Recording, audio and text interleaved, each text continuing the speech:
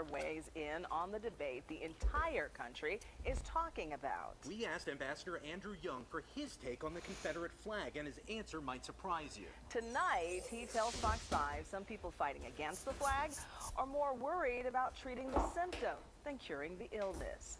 Fox 5's Morse Diggs joins us live tonight from Atlanta, where he spoke with Ambassador Young just a short while ago. And Morse Young is not advocating a tax on the flag.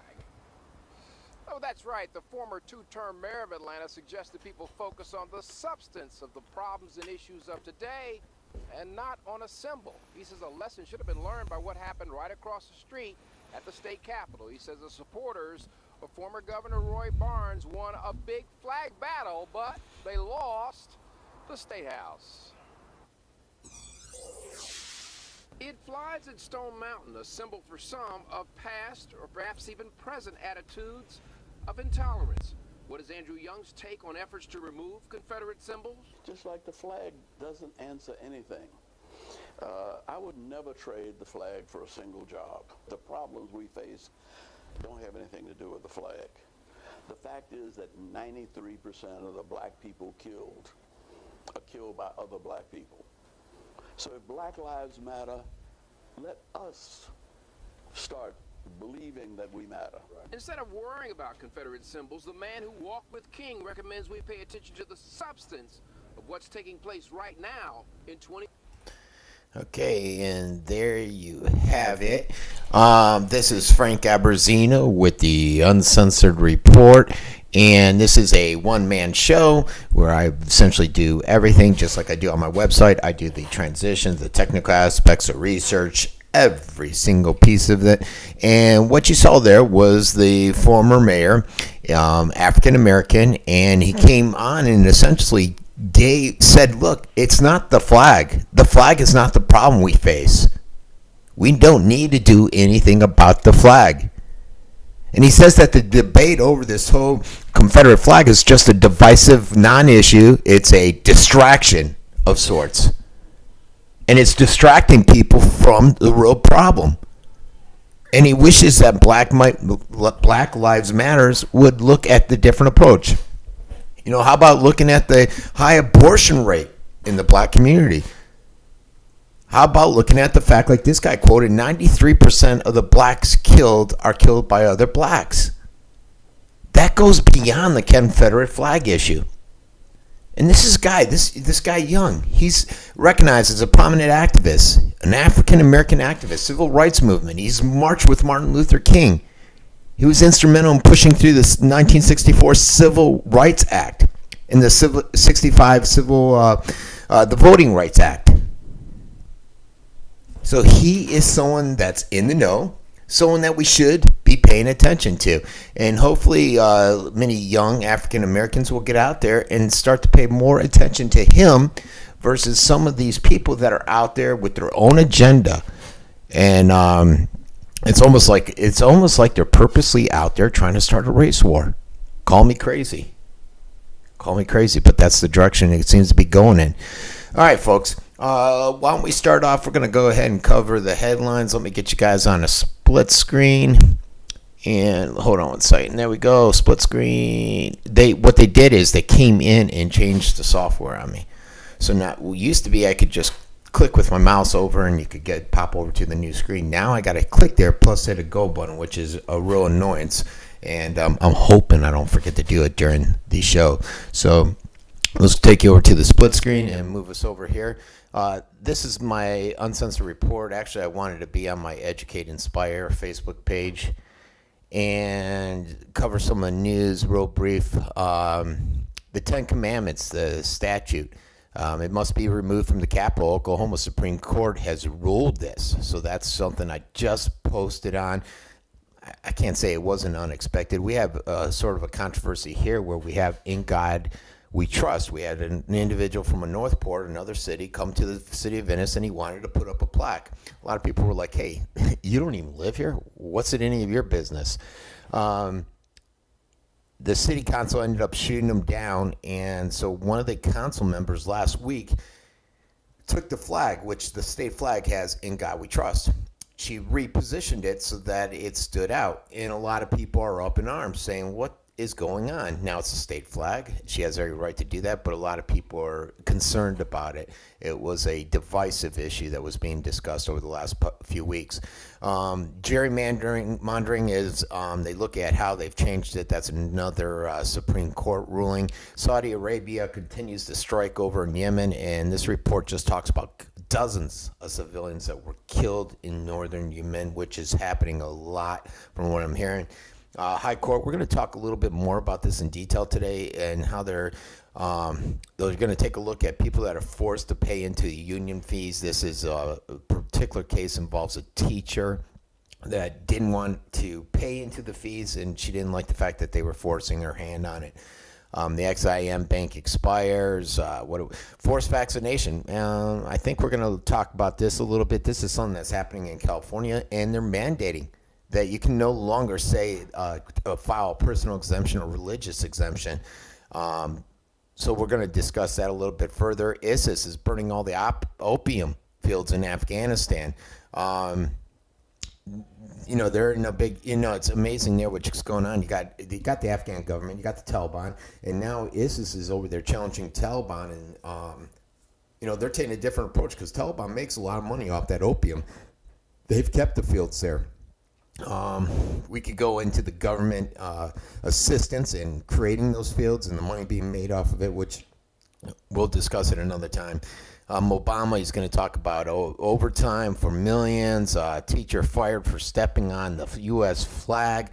This goes along the line, I think I said yesterday, what's next, taking down the American flag. I should have put out this video from Mark Dice that he covers.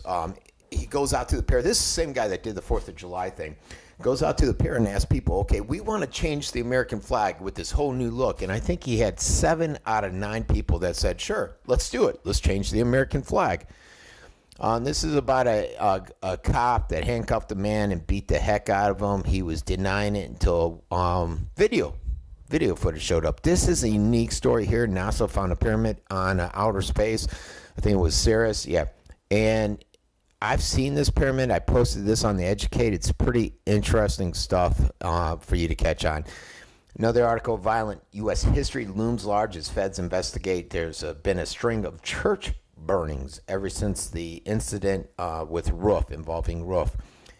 Financial devastation, we're going to talk a lot about that today, especially with Greece. There's another one involving Greece.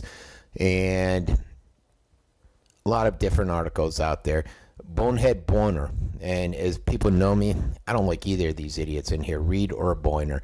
How Boyner manages to hold the position as leader of the House amazes me. And I almost think this guy's being bribed with some of the action or inaction he's taken on many of the issues that are out there, and they just need to get rid of that guy. This was an interesting article. Basically, it took the First Amendment audit, and they went out and they looked at different faces of police. And they talked about from an officer that's being a bully to one that's talking nice to you, and the different reactions they got. So 2 interesting articles that were out there. Let's flip back to me, and now we're going to talk about, first and foremost, just the road to tyranny. That's what I'm calling this segment, the road to tyranny. And it was an interesting article. It's based, some of the information was coming from Voices of Liberty, which is a Rand Paul thing. Actually, Ron Paul. And they talked about this whole tyranny on the road and what it's paved of. The lead just how again and again we see signs that aren't obvious to those who aren't looking, but then again they're never meant to be obvious. You're not going to see these changes slap you in the face and say, here we are, we're changing. They're going to be subtle changes that aren't recognized by the common person out there. Sometimes they will slap you in the face. Sometimes it's very obvious and it's right there. But it went on to talk about issues like Affordable Care Act, the U.S. Freedom Act, TPP, some 800 pages of regulatory legal documents. And guess what? They're not available to read. The general public cannot see them. I think I touched on it yesterday or a couple days ago where I said the TPP, this guy, a talk show host, Alex Jones, sent his son out, a 12-year-old son, to ask people, what's the TPP? Nobody knew what the TPP was or is, which is crazy.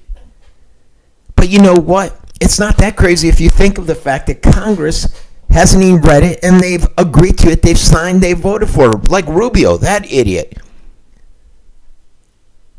Rubio has signed off on this TPP, this living, breathing document, without reading it, as many other Republicans, as many other Democrats have done. And they'll all tell you, oh, we did it because it helps free trade. But does it really help free trade? If this document is so beneficial to free trade, so beneficial to me, why is this living, breathing document so secretive? Why is it being fast-tracked so that it can't be debated or amended? That's right, you can't make any amendments on this thing. But the biggest part is the fact that it's just like Obamacare and people are not reading it. And this article goes on to say, hey, look, that's what dictatorships are all about. And dictatorships are achieved through democracy in this manner. When people cannot even see this potential laws that are affecting them. I read yesterday how the president has, I think, 19 directives. I forget what the acronym was, PFDD, PDD, that are secretive. That change laws that nobody has access to. Nobody can read them. Nobody can see them. Yet everybody seems to think this is okay. And this lack of transparency is what gets us into a tyranny.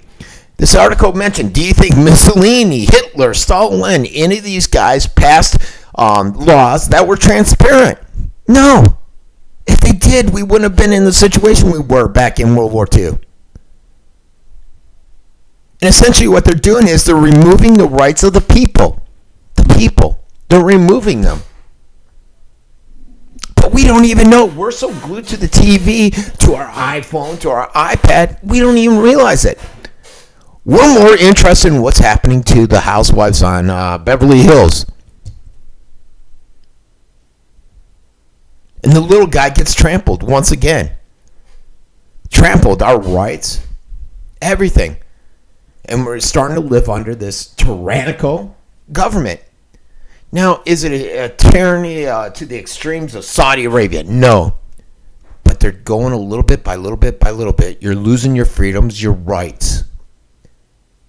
And we're staring in that direction. And I'm seeing it more so, unfortunately, during the Obama administration. Now, I'm telling you, Republicans are just as bad. I think it's because I started paying more attention over the past 6 years than I did previously to that.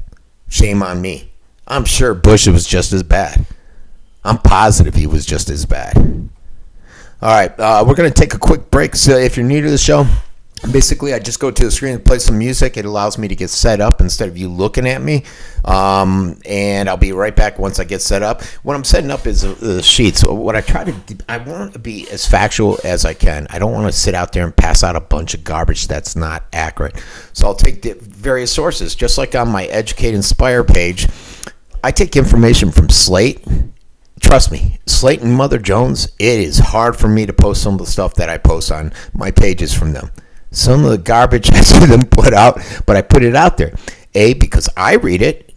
I want to make sure that I'm making a wise decision. I want to read all the material out there on the different issues. And B, I want people to be able to make their own decision. I want to put it out there and have them say, okay, this is what Mother Jones is saying about the issue. This is what Alex Jones is saying about the issue. You decide where the truth is. Educate, inspire. Okay? We'll be right back. Whoops. Hit go there.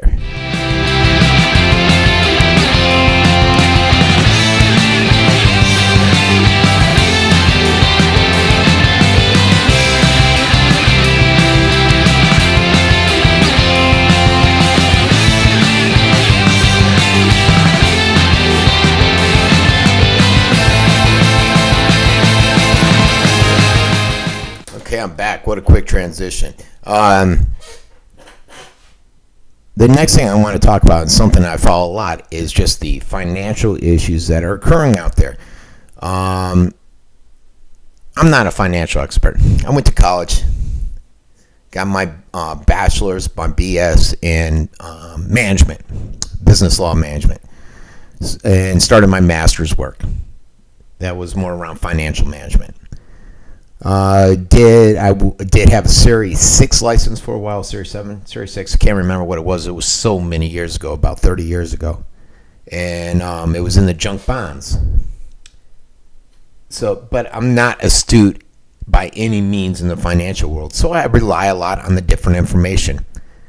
I think I mentioned yesterday, it's amazing because you'll see these guys, these strategists, and they'll appear on something like CNBC.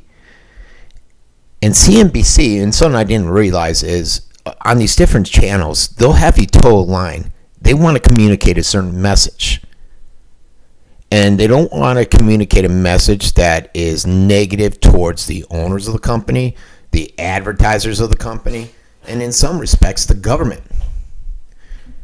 So they'll go ahead, these experts will talk, and they'll communicate essentially what CNBC wishes them to, the talking points. Then they'll go on alternative news and they'll really open up. They'll really start talking about what's going on in the markets out there. Right now, though, we got this whole Greek crisis. You know, they missed their payment. I think a tweet just came out saying, that's it, we're done, there's not going to be a deal. No deal at all. And I think that most Americans are completely unprepared for this type of Greek-style economic crisis. Mainly because we're able to print the dollar, we got reserve status, we just keep printing the money, and we don't have to deal with that austerity. But countries like China and Russia, through Brinks and other financial instruments, are trying to take that away. China wants to be the next reserve currency. And if that ever happened, we would have to deal with austerity. But how would they be able to handle it? And there was this article by Snyder that said, hey, look, 72% of all Americans are concerned about an economic downturn, which is a high number. I didn't realize that. I personally did not think that many Americans were even thinking about it, were even cognizant of it, were aware of it. Because when I talk to people, they don't want to discuss it. They don't want to talk about it, and they think you're crazy. But the preparation is what's even worse. People that are prepared for an economic downturn is at an all-time low. Many of the people, a great percentage, are not prepared. Let's say we go into a Greek crisis. Let's say the banks close and say you can only take out $60 a day. $60 a day is not a lot, folks. You can only take out $60 a day. We got the lines. The banks are closed. There's no benzene, no gas. The supermarket shelves are emptying. You probably have all seen the pictures out there. How would the average American deal with that? Most Americans live paycheck to paycheck. Are they prepared for capital controls where their access to their cash flow is cut off? Either through $60 a day or completely? Sure, a lot of people say FDIC. FDIC is bankrupt, folks. And I would not trust that. How many people are beyond that? They're not living paycheck to paycheck. They have the reserve cash, but it's in the bank. If you go, how are you going to get into the bank? We're seeing it in Greece right now. Those people aren't allowed into the bank to get their money. So a lot of good it's doing you in the safe box there. There's no food. The supermarket shelves are empty. Where are you getting your water and your food? This was a simple crisis. People knew this was coming in Greece, but they weren't even prepared. You don't think that could happen here, folks? No, they're too concerned about the scandals and exploits of their neighbors, of their friends, of people they don't even know, the movie stars on TV. And the hope is that this whole Greece thing will be a wake-up call for people. That when a financial crisis strikes, if it does strike, that people will have money out of the bank. They will be prepared. They will have a cash supply on hand. They will have food on supply. And it's just not only the economic crisis. What if there's a tornado, a hurricane here in Florida? It amazes me all the time when there's a hurricane coming. People rush to the markets because they're not prepared. Are you prepared?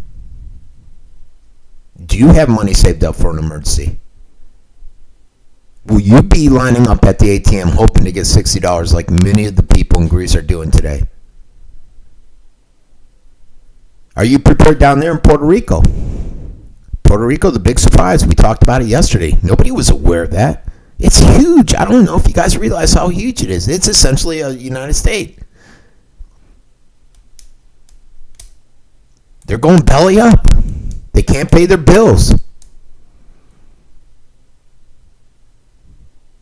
In many states, even the threat of a major storm can cause supermarkets to clear their shelves, but we're not ready. I'm sure the supermarkets enjoy the people coming in, buying all the food. Hey, life is good, business is good. You know, and obviously, when it gets tough, food's a high priority. They want their food. You need your water.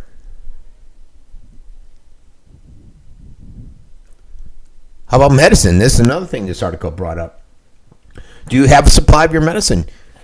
It doesn't matter that there's a hurricane. You're still going to need your blood pressure medicine. You're still going to need whatever medicine you're on to prevent a heart attack. Whatever it may be, do you have a supply? In case you can't get to the store, in case the stores are closed, in case the supply of that medicine is gone. And probably not, because you're given 30 days. You take 30 days, and then you're given another 30 days. You're never given access. Are you? So what about you? Do you have the medicine there? What if you're not able to get to the hospital and you got a flying piece of glass that came in, or somebody shot you? What do you do? And essentially, hopefully it's a wake-up call to many Americans that they're out there. They're listening to shows like mine. They're reading media outlets, communications like mine or others that are out there. Hopefully not major media, because they're not communicating this type of stuff to you. They're communicating about Greece, but they're not putting the seed in your head that, hey, this could happen here. And unfortunately, unless you take that approach, many people don't look at it that way. Unless you say, this could be you, many people don't visualize that. It's a shame. There goes my phone. So we got this whole financial panic, and I think it's only going to get worse. You know, we saw Greece. Italy's not too far behind. Puerto Rico, we just saw that. Detroit's bankrupt. We saw what happened on the stock market yesterday. Something you never hear about is the fact that the stock market in China is crashing. Europe's not doing well. They did horrible yesterday. You got this default there in Greece. Puerto Rico's looking bad. Ukraine's came out and said, hey, we're going to default on our debt. We're not going to pay our bills. We don't have the money. So what's going to happen then? Is this the big bubble that's going to burst? Is this what I've been talking about coming somewhere around September or October? Italy, they're considered to be the most financially troubled nation in the Eurozone. And their stocks were down more than 5% on Monday. European bond spreads, they were the largest increase that they've seen in like 7 years. The stock market in China, like I said, that crash, that's been, the worst crash in 19 years? The banks are shut down in Greece. You can only get out 60 euros. The exposure of the U.S. investor to Greece is significant. That's something you don't look at. Puerto Rico, $72 billion. $72 billion. And Ukraine, they said, look, we're not going to pay our debt unless you guys let 40% of it go and say we can get off. So is the global collapse upon us? Hopefully they'll calm down. I don't know if they will. We haven't even touched on some of the issues here in the United States with the zero interest, the printing of money. It's just masquerading, just hiding a lot of the financial issues we have. The ultimate lie about inflation. The government. There's no inflation. There's no inflation. I shop at stores. I've been saying this for the last couple of years on this radio show. I shop at the stores. There's inflation.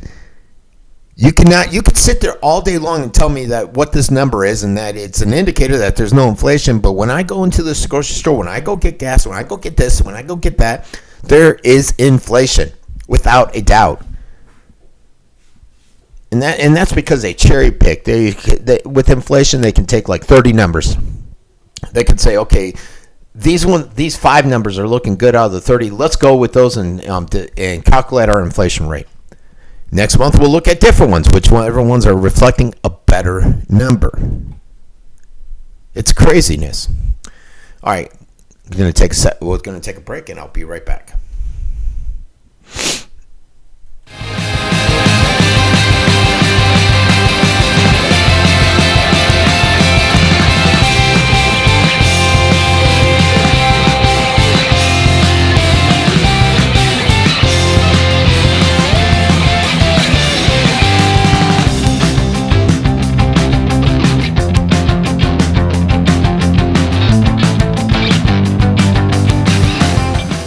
Okay, we are back, and I did want to talk about the vaccination issue that's out there. And what else did I want to talk about? The union thing. It's something I studied a lot in college with business law, was the unions. So I found it to be interesting. I thought, well, we'll discuss it. We'll touch on it. But first, this whole vaccination thing, it's perplexing. It's basically out in California, and the legislators have approved some of the strictest vaccination mandates in the United States. Basically, they're out there. They pass this thing that mandates you have to get a vaccine. It requires a vaccine. There would be no exemption from state immunization laws based upon your religious or personal beliefs. Concerning, isn't it? It's one of the most controversial measures out there. And many people debated it. Many people have concerns about what's in these vaccines. So right now, the measure only permits exemptions if you have allergies or immune system deficiencies. They basically said, look, either you get these vaccines or you can go homeschool your kid. He's not coming to our school.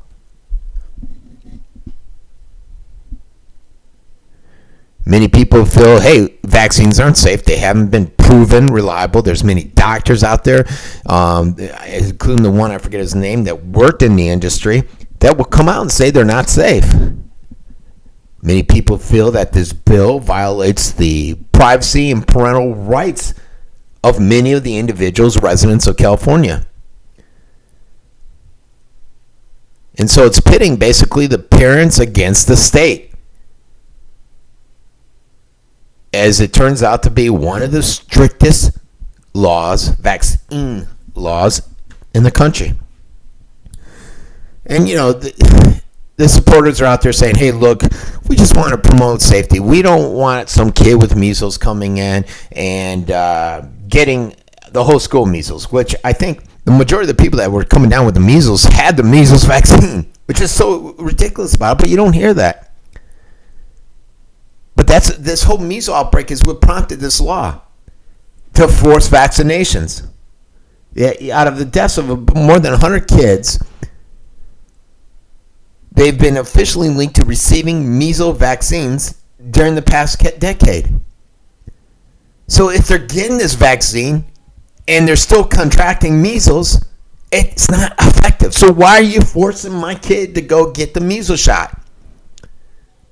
In the last 10 years, an American child would have been highly more likely to die after receiving a measles shot than from contracting measles.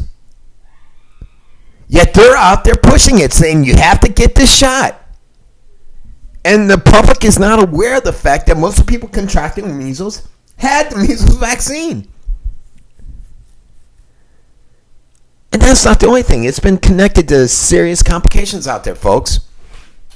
There was a Dr. Robert Mendelsohn, and he wrote How to Raise a Healthy Child in some health newsletter, The People's Doctor. And what he said is, and I'm going to quote him, the measles vaccine is associated with encephalopathy, one of those words I just can't pronounce, and with a series of other complications such as SSPE, which cause hardening of the brain and invariably fatal. And that's not the only thing. You got neurological issues out there, retardation, septic meningitis, seizure disorders, many other issues with vaccines. But they don't let you know that. They don't tell you that.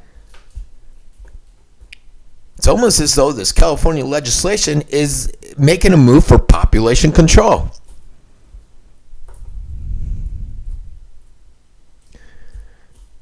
And many of the doctors out there, this article says that they feel that this mandated vaccination violates the medical ethics of informed consent. And that's what the AAPS is saying. But it's going to be challenged. And it should be challenged. It should be challenged, folks. Why is the government out here mandating? Government gets their nose into everything. I tell you what, we locally, I just put something on my local pages. And combined, with my Scoop News pages, basically, I'm seeing, God, record numbers on the site. Today's the last day of the month, but I'm thinking I'm going to reach over 360,000 visits to the website, which is pretty good. Starting to get the word out there. And on one of it, I put out there how Big Brother's in V-Town. Venice is where I live, Venice, Florida. We call it V-Town. If you're local, old school local. And basically, the mayor was driving down the street. He saw a new sign up in the yard that said for rent. And he wanted to make sure that this person had the proper paperwork filled out to rent their house through the city. And what it is the city's trying to prevent people from renting their house to short-term rentals. They're trying to dictate, property rights, trying to dictate how long you can rent your house for. And he's not even the worst of the people. Bob, the council members out there, seeing if your weeds are too high, if your grass is too high, and then he's forcing code enforcement out there to give you fines and penalties on a daily basis. Forget the fact that there's no HOA.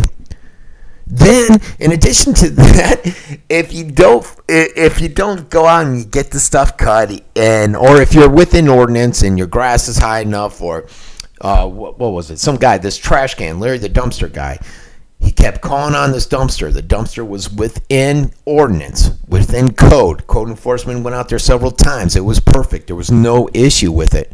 So what does Bob do? He says, well, let's go out and create an ordinance to make it out of ordinance.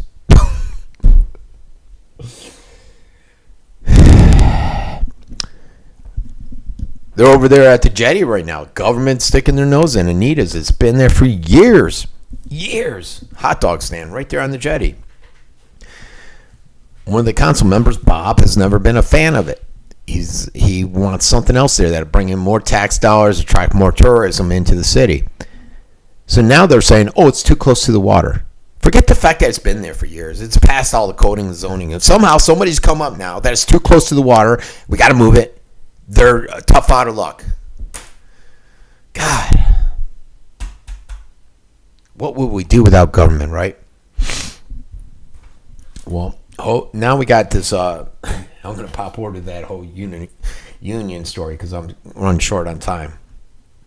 Supreme Court is going to decide on laws designed to force public employees into unions. And this was basically a way, it's a democratic strategy to force people into unions, and they can go out there and leverage that with all the money and their voices and get the legislation they want pushed through, blah, blah, blah. So you have Rebecca, and she's in there. She's an elementary school teacher for about 30 years.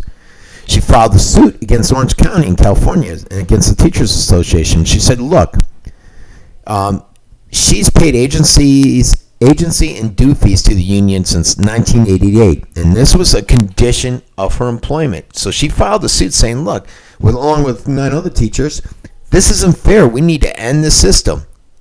Force unionism in California. It's not just California. It happens throughout the country.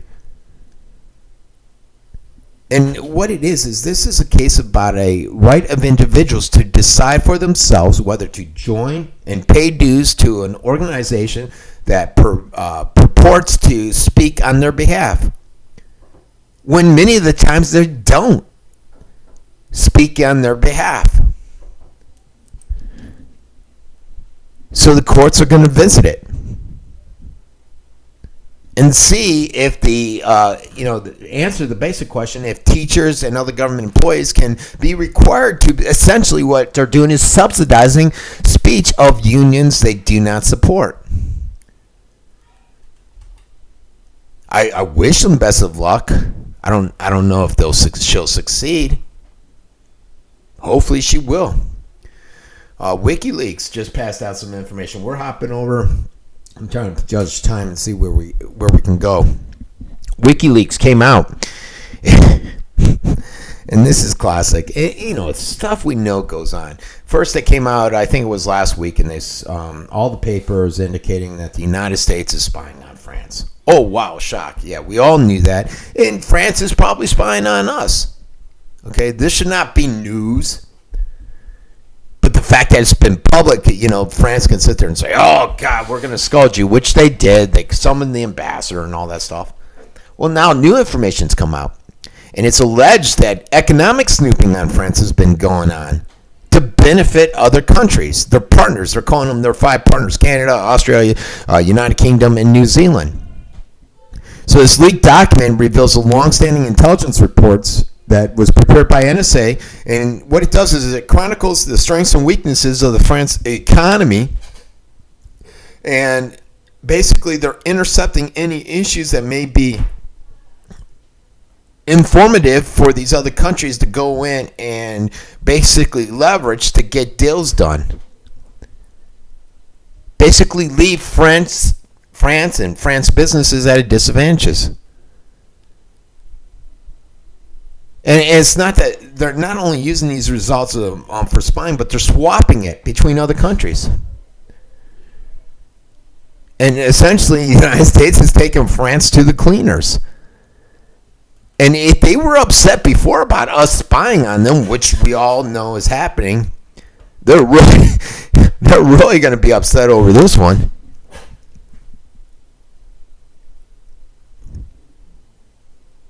But that's the way the world is. And they're doing it to us.